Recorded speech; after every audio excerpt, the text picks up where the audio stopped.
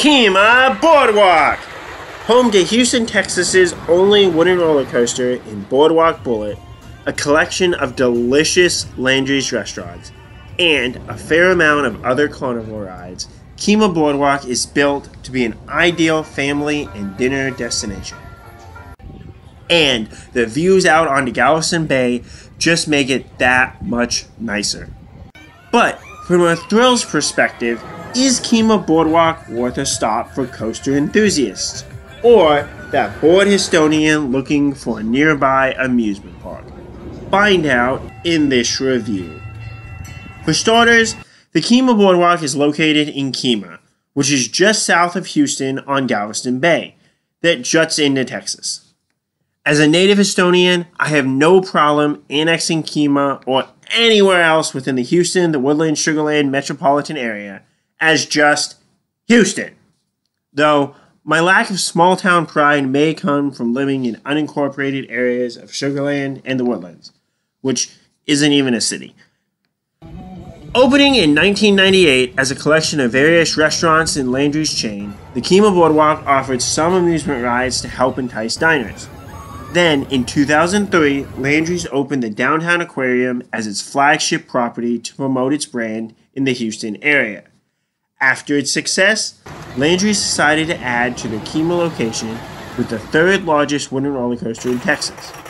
This was very welcomed by Houstonians as, after Six Flags Astroworld closed in 2005, the Houston area was left with one operating roller coaster, a minor Mike model at the North Zuma Fun Center. This should have put Kemah Boardwalk on the map as literally the largest amusement park in the Houston area.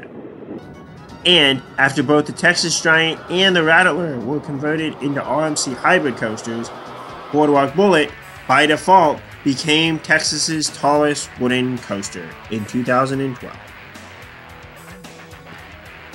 But the one time I visited this property as a child, I remember that they had a wooden roller coaster, maybe, but it just didn't stick in my mind that it was that good.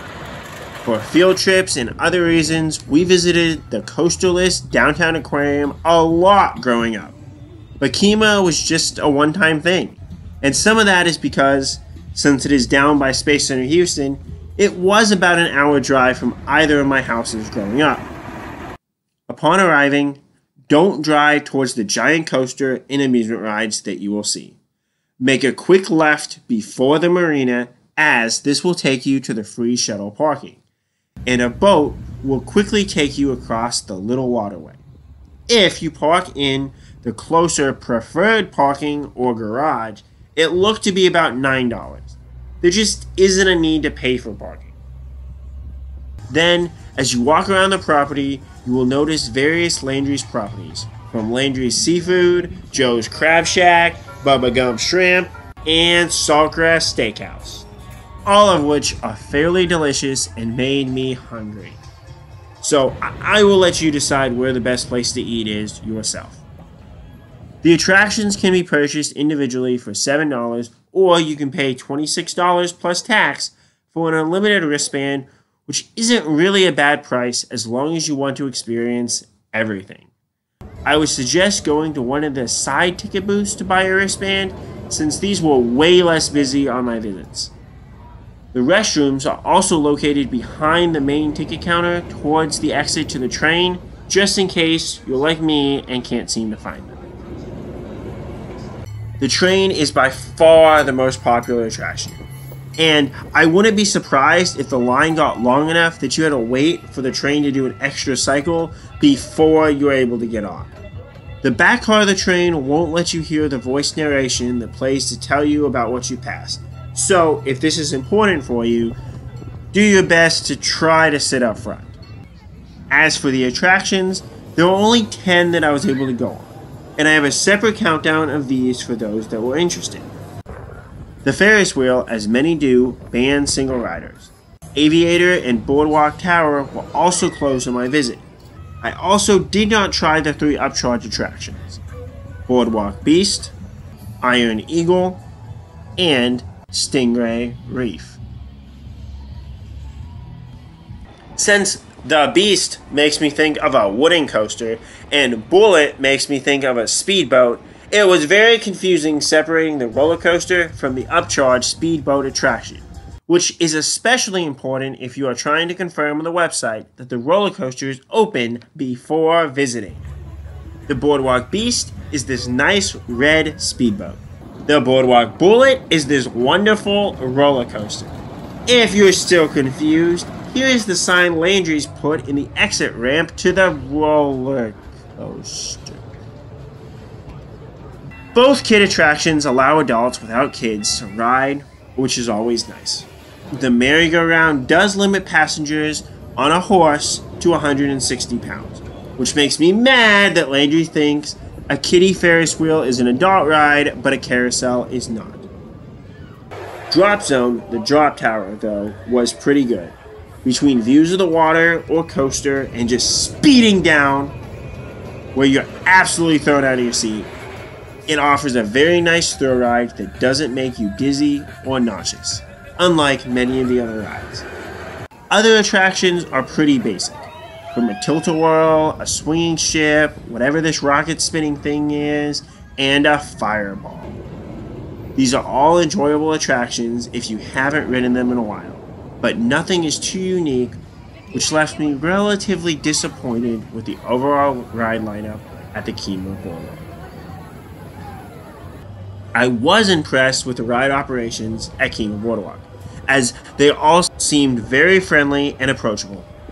I didn't have too many special requests other than making sure I got on the 2 kiddie rides, but I would imagine they would be very friendly and accommodating should you need anything during your visit.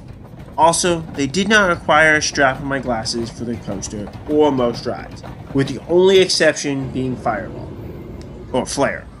For comparison, Landry's Pleasure Pier checked for a strap on every single ride, and did not allow glasses even with a strap on their log flume. Boardwalk Bullet was an enjoyable coaster, with 2 solid drops and a great amount of twists, turns, and airtime. I enjoy its location next to Saltgrass while having mild cowboy theme. However, this location makes it a long way from the other rides, which was just annoying having to walk back and forth. Furthermore, this makes the line not that long, which is bad on this coaster since Landry's holds the dispatches for about 10 minutes waiting for a full train. This seems to be a set amount of time, as I saw the operators close the gates right as I and, on other rides, others were about to come up to the station line. The operators also would not let you stay on the ride to re-ride, so you gotta walk the 5 or so minutes down the exit ramp and back up the entry train. This coaster also deteriorated a lot for me on re-rides, as it gave me a headache from its mild roughness and the positive G's pushing you down into the valleys of the coaster. If this coaster was cloned and put in a park with many other coasters to complement it, it would be a solid ride. But as a standalone coaster, how much it beats me up on a re-rides really curved its overall greatness. For comparison, a park that only has Vortex, an intense SLC, and Boomerang, i.e. Siam Amazing Park in Thailand, does not share this complaint that its only coasters beat me up too much, since I was able to re-ride them again and again. Do I recommend the Kemah Boardwalk? As a $30 fun place to go, it isn't a bad stop, especially if you want to get nice views of the water while also eating at one of Landry's restaurants. But to me, it felt out of the way and not that special, which is a shame because I don't share those views about Landry's other 2 properties in the Downtown Aquarium and Galveston Island's historic Pleasure Pier. For coaster enthusiasts, Boardwalk Bullet is a solid coaster, and many people may find it much better than I even think it is. But it just wasn't enjoyable as the only big ride to ride all day in the hot Texas sun. What are your thoughts on the Kemah Boardwalk? Is it an enjoyable place to visit? Or does it lack that special charm that amusement parks normally have? How good do you think Boardwalk Bullet is? Let me know. And as always, Kapkun Krop.